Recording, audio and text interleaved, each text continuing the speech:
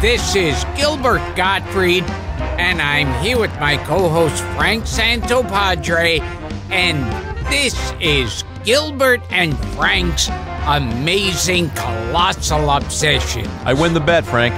You got the name right. Yeah. So how long will it take before Gilbert announces this as a Monday episode? Oh my God! Instead of a Thursday episode. I think it's the first time I got it right. We are here with. Do you want to introduce the guest, or shall I? Yes, it's either Michael Weber or Wilbur. Timely. Colossal obsessions. Everyone in my family is now changing our last name to Wilbur.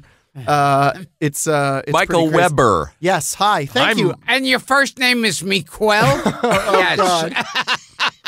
Well, why don't we just start by referencing something that just happened that we're alluding to here, which is, first of all, congratulations. Thank you so much. You are our first guest in something like 180, 200 shows to walk in the room fresh from an Oscar nomination. It is, I still can't believe it. So it happened yesterday. I was nominated for Best Adapted Screenplay for The Disaster Artist, which I wrote with my friend and writing partner, Scott Newstadter. Gilbert would mangle that name as well. Oh, my God. Yeah. We'd have to do a part two. That's the reason he's not here. It would have taken the whole episode for you to say Newstadter. So we just figured, you know what? It's better if just I'm here. Congratulations. Thank you so much. Are you still sky high?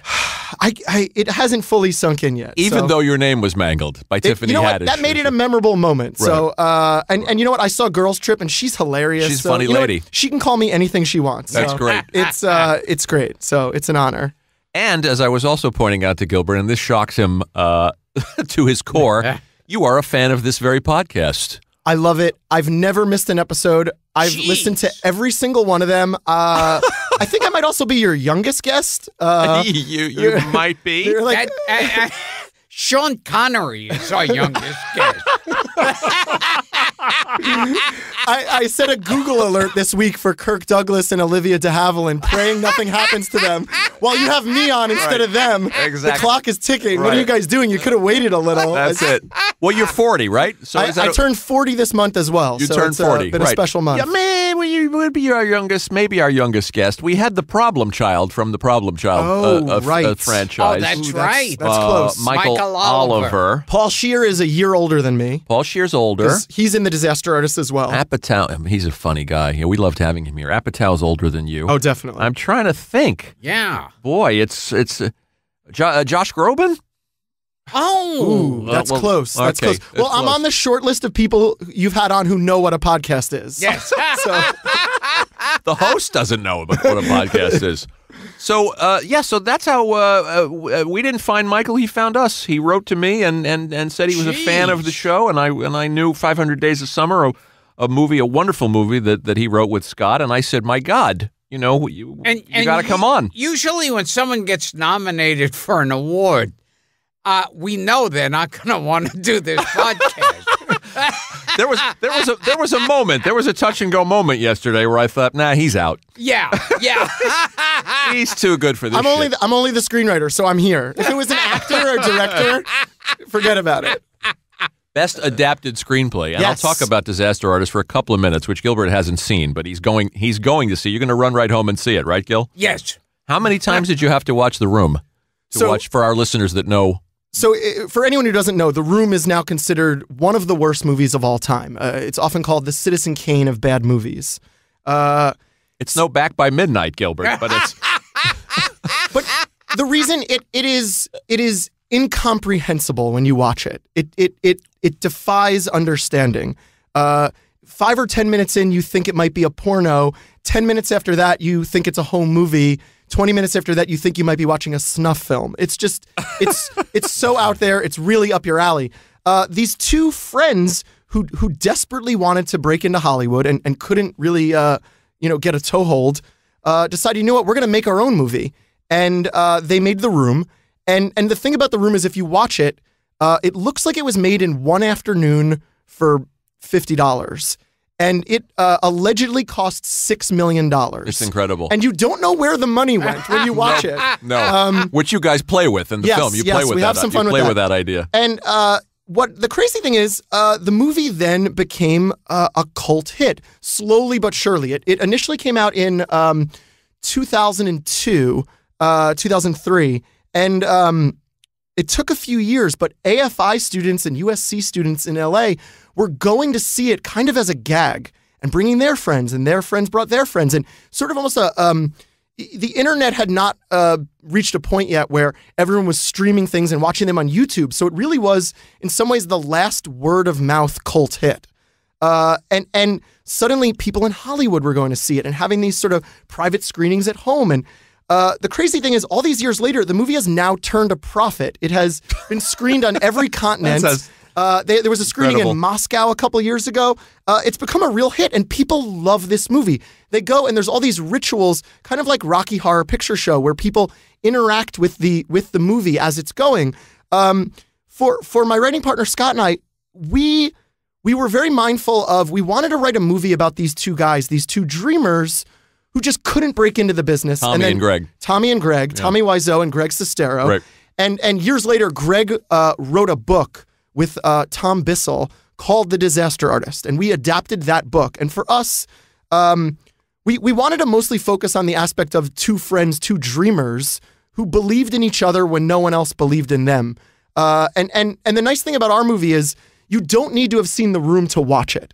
As Paul Scheer said, I hadn't seen The Room when you invited me to the screening. Great. Yeah. And I love hearing that, because as Paul Scheer said it, if you've seen The Room, The Disaster Artist is a sequel. But if you've never seen The Room, The Disaster Artist is a prequel. So they could be watched in either order. And it's crazy. We set out to make this. James Franco directed it and plays Tommy Wiseau. His brother Dave Franco plays Greg Sestero. Seth Rogen produced it and has a small part in it. Yeah. And we went into this hoping to not make the worst movie of all time. If the bar was The Room, at worst case scenario, we'd make the second worst movie of all time. And so to be nominated for an Oscar for the screenplay is crazy. It's just Kind of surreal, isn't it? It's Yeah. I'm speechless about it. It still hasn't sunk in. I'm going to make Gilbert watch both of them. I'm going to make him watch The Room, too. Yeah, watch The Disaster Artist first, I think, in a weird way, because You have an appreciation of bad cinema. Oh, yes. Gilbert. Oh, my God, yeah. And he's been in a few, Yeah. if I may say. He's been in maybe a clunker or two. well, you know what? Then that should be- Work with a few monkeys. Oh, yes.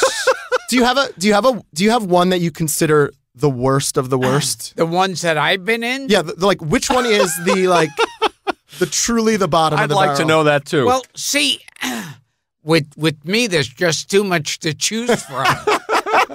I was in a film that I have not seen called Funky Monkey. Oh, wow. Okay, you got homework to do, Mike. Yeah. And Who was in that? There was an actual chimp? Yeah, an actual chimp. And I heard this was yet a remake. They had done Of what? They had The Grapes done of Wrath? a French version, where in the French version they had an angry, drunken French midget in a monkey suit. Oh, my God. And they said he was always bombed out of his skull and just fucking pissed off at the And this is world. an American remake of this? And I guess the first one was so good. guys, I found my next project. There you go. A movie about the making of Funky Monkey. There you go. This is. Yeah. I'm gonna text my agent right now. Yeah. We're doing this. There's also Back by Midnight, which I referenced Back by before. With Midnight. Rodney Dangerfield and, Yeah, and you? also never saw it. Can you imagine? Yeah. Did these things get released? I don't know. I mean, I was in another Rodney Dangerfield one that was Meet Wally Sparks. Meet Wally Sparks. You know that one? That one. I've seen Meet Wally He's Sparks. in it. That's a kind of a great. That's a very watchable bad movie. Yeah, it was the last vaguely, very vaguely watchable. Was that before or after Ladybugs? Oh, it that was also after- terrible. After Okay. Lady With the late Jonathan Brandis. Yeah, Yeah. when Rodney started doing those bad movies, they were bad Ooh, movies. yeah. Yeah. Yeah.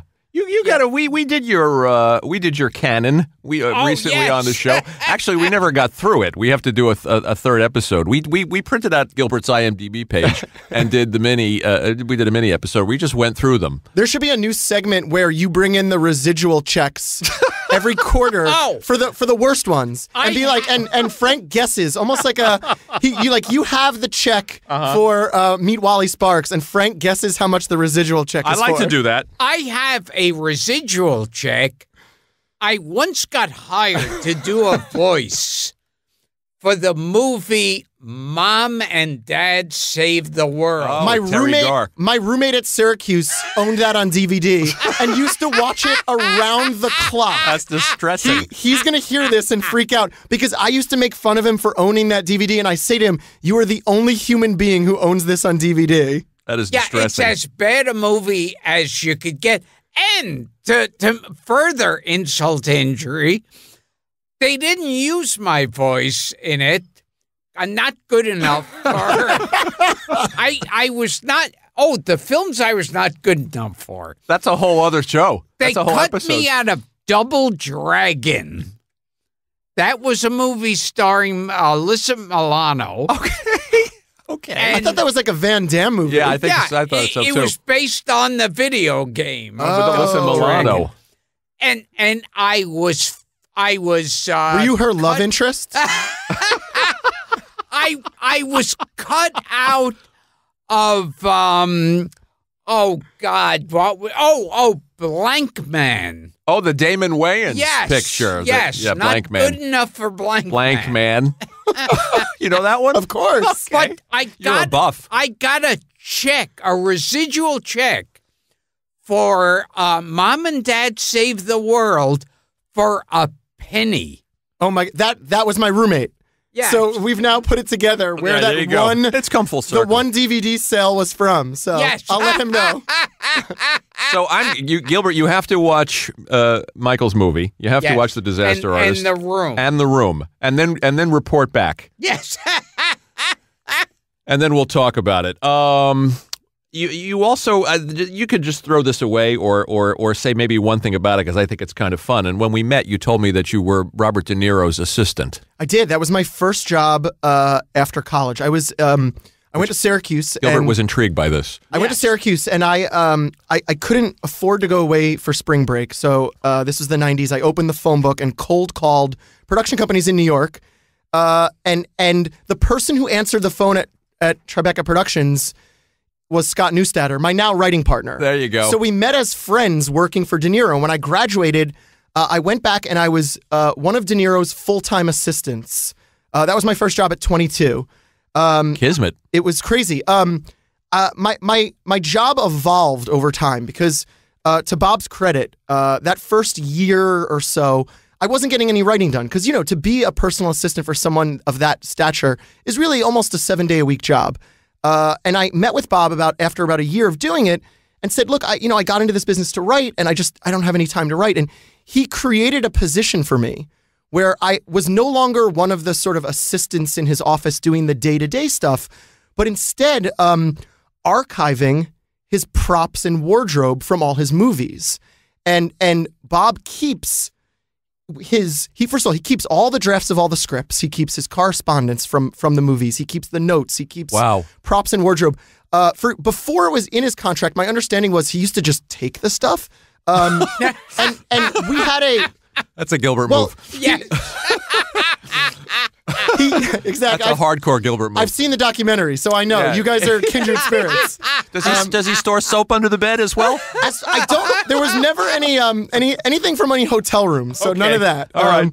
But he had a warehouse that looked like the last scene of Raiders of the Lost Ark, and it was just boxes, and most of them were unmarked. So I like to say I had a De Niro fellowship to write because I was working part-time for him, archiving these amazing artifacts, and then half my time writing and sort of just having enough time to kind of get my writing off the ground.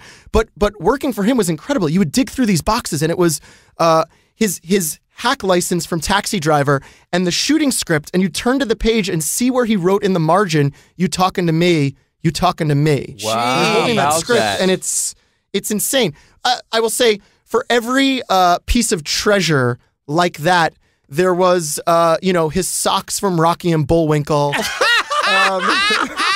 Gilbert wants to get his hands on those socks. There was, hilarious. if you want the backup undershirt he didn't wear on day 10 of shooting of Jackknife, Yeah, I remember Jackknife. we had that. Wow. Yes, Why would he save all this stuff? so he tells Is this. it just a bit of a hoarder, or is it because he feels like he's going to have something to donate to a university one day? He tells this great story that when he was a young actor starting out, he was at Western Costume, and it was one of those early pictures that he did with Brian De Palma. Oh, Hi Mom, Greetings. I don't remember which one it was. Yeah, it was one of them. Although I think those might have shot in New York. Whatever it was one of his early, well before he was a star. He was digging around at Western Costume, and in the back there was a bag, and literally crammed in a bag were costumes from Gone with the Wind. Gee. And off that, he kind of made note of he was just going to keep his stuff. And it was incredible to go through that. And I will say now it has a home. The Ransom Center, which is an archive on the campus of the University of Texas.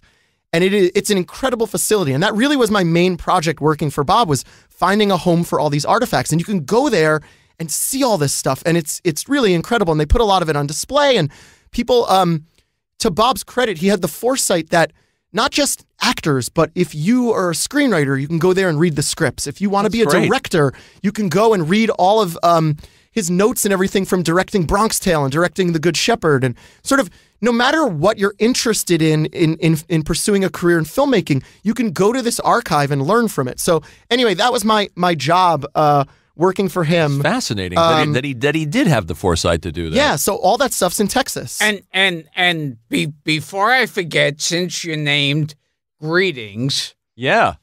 the theme song. Of course. He's going to tell you he's going to know the theme song from Greetings, a movie that hasn't been seen by anybody in 40 years. Greetings, greetings, greetings. We would like a word with you.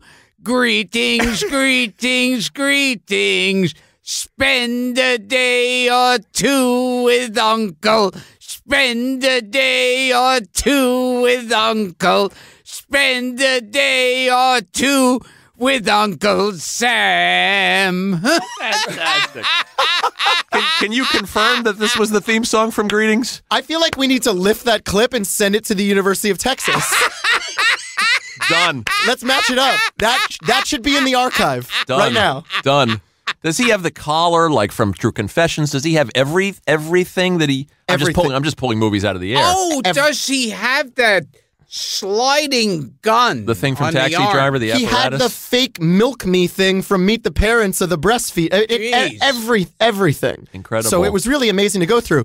And you know what? I'll say, like, amazing for me. I was in my 20s, barely making ends meet, but working just enough to get health insurance and have time to write. And he sent me the nicest email after the nomination came out, and I see him How nice. every once in a while, and he gives me a big hug, and he really was sort of the person that helped me get my career started. So it's a nice story. yeah. We'd love to have him here, but he's not a chatty Cathy, as you know. And he's too well respected.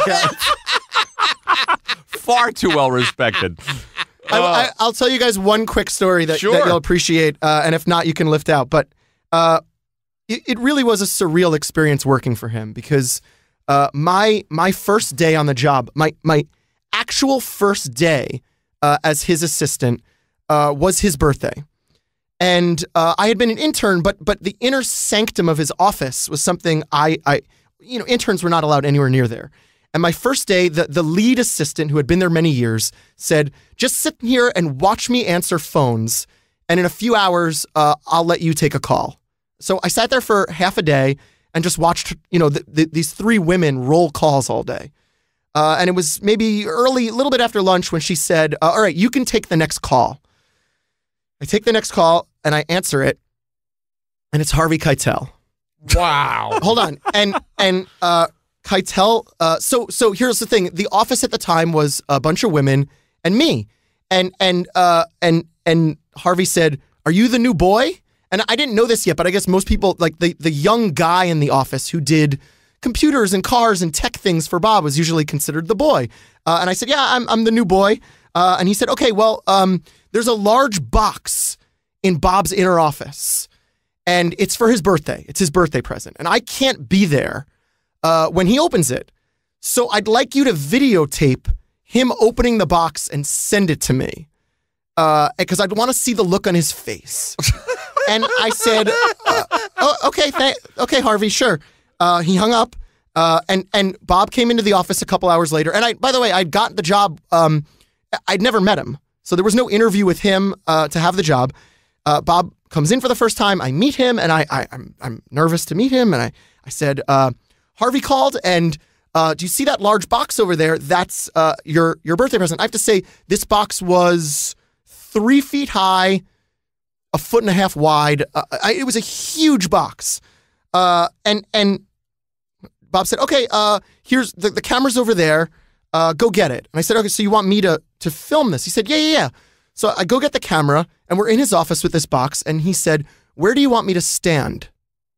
And I don't, wherever you want. I didn't, or is this good? How's the lighting? Is this a good spot for me to stand? I said, yeah, no, that's fine. So I take the camera, my arm is shaking, and I'm holding it with my other hand because I can't believe my first day on the job, I'm directing him in a movie? And he pulls out a pocket knife, and he cuts open this box. And the smell from the box hits us like a punch in the face. And it is a giant moon rock piece of Parmesan cheese. And Bob said, thank you, Harvey. Thank you so much. I really, I appreciate it. It's very funny. And that's it. The video stops, and I stop the camera, and Bob looks at me, and in all seriousness, he says, should we do another? Wow. And I said, no, I think we got it. That was That's hilarious. That was good. That was good. The ink was not dry on my diploma, and I'm shooting him in this little video for Harvey on day one of the job. So it was just a crazy experience, and that kind of set the pace for the rest of the job. But that's Gilbert. Did you ever interact with him? With De Niro? I spoke with him incredibly briefly about 3 times. Okay. He was very nice. Uh-huh. And he did give me a hug the last time I saw him. And I did have one scene with him where I had about 2 lines. That, of course, was cut out of the movie. Which one? Wait, which movie?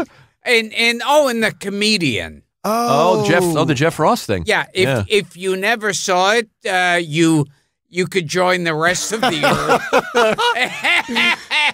It's nice I could say that was after my time. Yes. I spoke with him for 50 seconds backstage at The View, but he strikes me as a guy, from what I know about him through mutual friends, is that he has a wicked sense of humor. He does. I think he would appreciate somebody like Gilbert. He loves comedy, too. That was the thing I didn't realize till I worked with him for a while, is like he really does love comedy and loved hosting SNL and sort of doing all those things. Right. I owe the start of my career to him. So and it seems like both he and Scorsese, I mean, they prove it in both, King of Comedy. Yes. They both seem to love Jerry Lewis. And they were obviously fans of Don Rickles. Obviously. Yeah. Well, we had Ileana Douglas here, and she told us that she confirmed that Scorsese was a Gilbert fan. So that was nice. And you could tell by all the Scorsese I've been in. I thought you were corpse number 6 and bringing up the dead. He was Jimmy. He was Jimmy 2 times, but he was replaced. He was replaced. Yeah, I was one of the corpses in Goodfellas when they're playing Layla. You were the pilot on the Lufthansa flight that was. Yes. We're having so much fun doing this that we're going to actually get to the premise in part 2. Can you stay for another 25 minutes? Of course, it would be my pleasure. Okay, so I'm going to ask you this then to take us out of this one. You wrote a movie for Jane Fonda and Robert Redford. Yes, Scott and I we were shocked that Robert Redford brought a book to us a few years ago, a beautiful novel called Our Souls at Night, written by Kent Hurriff, who Redford was friendly with and had passed away a couple years ago. And all along, it was intended to be him and Jane Fonda, their reunion after all these years together. They hadn't worked together since Electric Horseman in 1979. So Scott and I were thrilled. And in some ways, it was an interesting career thing for us because 500 Days of Summer premiered at the Sundance Film Festival. And then a few years later, another movie of ours, The Spectacular Now, premiered at the Sundance Film Festival. So without even knowing us, Redford had an influence on our career and really helped sort of us build a screenwriting career. Oh, nice. So the fact that he then came to us with this book, and I have to say, we spent about a year and a half developing the script with Jane and Bob, and being in a room with them for hours was incredible. It was so cool to be with them. And every meeting took 4 hours because Jane was always early and Redford was always late. And they would sit around and kind of just kibitz for a while before we got into the meeting. And that was the best. Were they reminiscing about the old days? Were they reminiscing about Barefoot in the Park?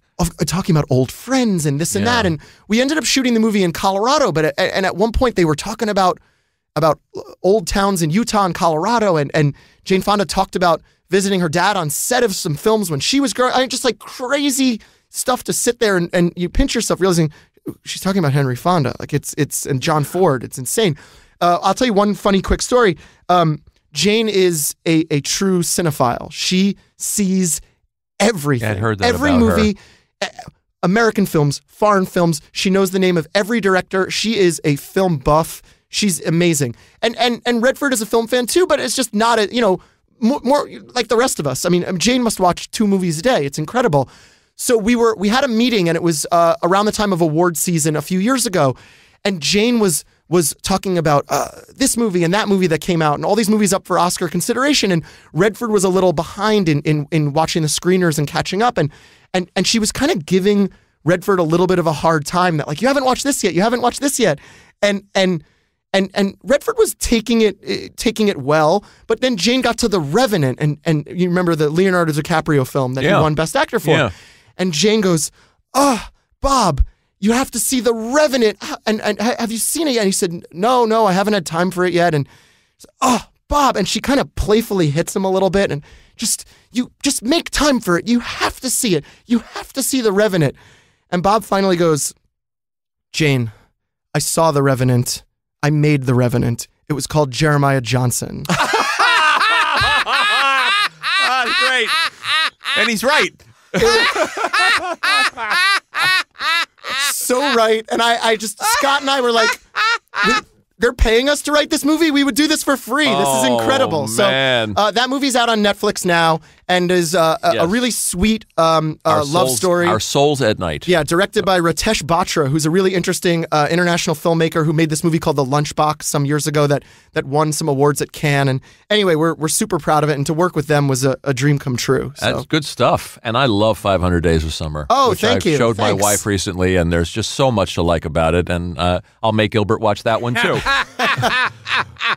Mike came here with a premise. Yes. But we've had so much fun just chit-chatting about De Niro and all kinds of fun stuff and his hobnobbing with Jane Fonda and Robert Redford, for Christ's sake, that we will do it in the next part. What do you think of that? I guess we'll have to. So we're going to sign off, and we're going to do that. What do you think? It's an honor. And then you're in 2 weeks in a row. I love it. So this has been another edition of Gilbert and Frank's Amazing Colossal Obsessions with our guest, Mickey Weaver. Cousin of Doodles. I love Mickey Weaver. All right, Mike, we'll see you next week. Definitely. Thanks, guys.